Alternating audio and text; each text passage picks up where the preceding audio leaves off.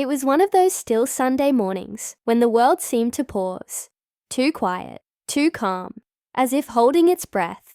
The familiar scent of coffee filled the apartment, wrapping around me like routine comfort. Yet, beneath that warmth, something felt different, heavier. My name is Ethan Carter, and I never imagined that a single text message could unravel everything I believed about love, trust, and timing. Rachel Miller, my girlfriend, had always been free-spirited, the kind of woman who saw the world through her camera lens, chasing sunsets and spontaneous adventures. She carried a wild energy that pulled people toward her. Maybe that's what drew me in 2 years ago at that art fair in Seattle.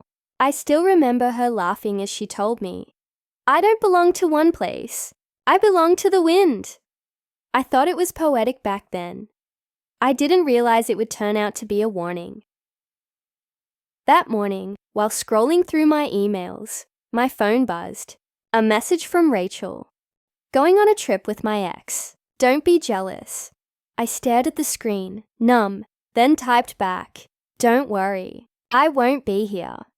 I watched the blue ticks appear and lingered on them far longer than I should have. It wasn't anger that made me send that text. It was something deeper, exhaustion.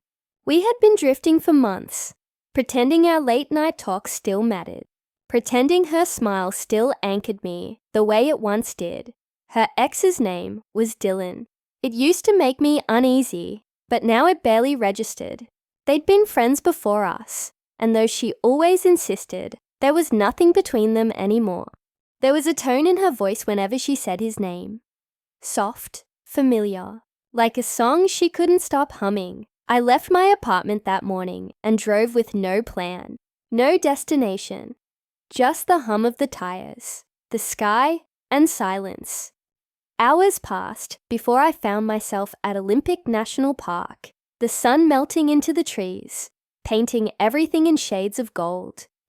I sat by the water, lost in memories. The late-night pizzas, the playful fights that always ended with laughter, the plans we never followed through on. That's when my phone rang. It was my sister, Megan. "Ethan, you okay? You sound off lately." "I'm fine," I lied. "Just needed some air." "You sure?"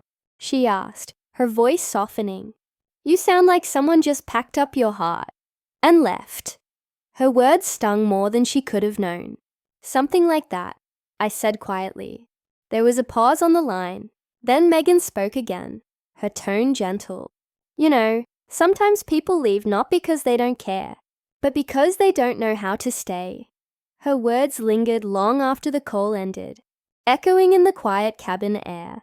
That night, I booked a small cabin by the lake and decided to stay for a few days. The silence felt different. Not empty, but healing. No buzzing phone, no endless scroll of notifications, no Rachel. Just me, the sound of the wind through the trees, and the stillness I hadn't felt in months. The next morning, while rummaging through my backpack, I found a small notebook, Rachel's. She must have slipped it in before we last met. For a moment, I just stared at it, debating whether to open it. Curiosity won. Inside were sketches, notes, fragments of moments we once shared. The night we danced in the rain, a doodle of me holding an umbrella over her head, and in the corner, her handwriting, "He makes me feel safe." But as I turned the pages, the warmth faded. Her words shifted. Maybe I'm not meant to be loved by someone like him. Maybe I need the chaos I once had. It felt like reading a confession she never intended me to see. A quiet ache filled my chest. The kind that comes when you realize love isn't always enough. Later that day, I hiked up Hurricane Ridge, hoping the climb would clear my head. Somewhere along the trail, with the wind in my face and the vastness stretching ahead, it hit me. Some people aren't meant to stay in your story forever. They're chapters, not conclusions. 3 days later, Rachel called. I ignored the first one. Then another, and another. On the 4th ring, I finally answered. "Ethan," Her voice trembled. I came back. I shouldn't have gone. Rachel, you don't owe me anything, I said, my tone steady. I do, she whispered. You were right. Dylan wasn't the trip. He was just an excuse to escape myself. But when I got there, I realized you were the one person who never made me feel lost. Silence filled the line. Not peaceful, but heavy, packed with all the words we couldn't say. I can't come back to what we were, I said softly. Because I'm not that man anymore. She began to cry.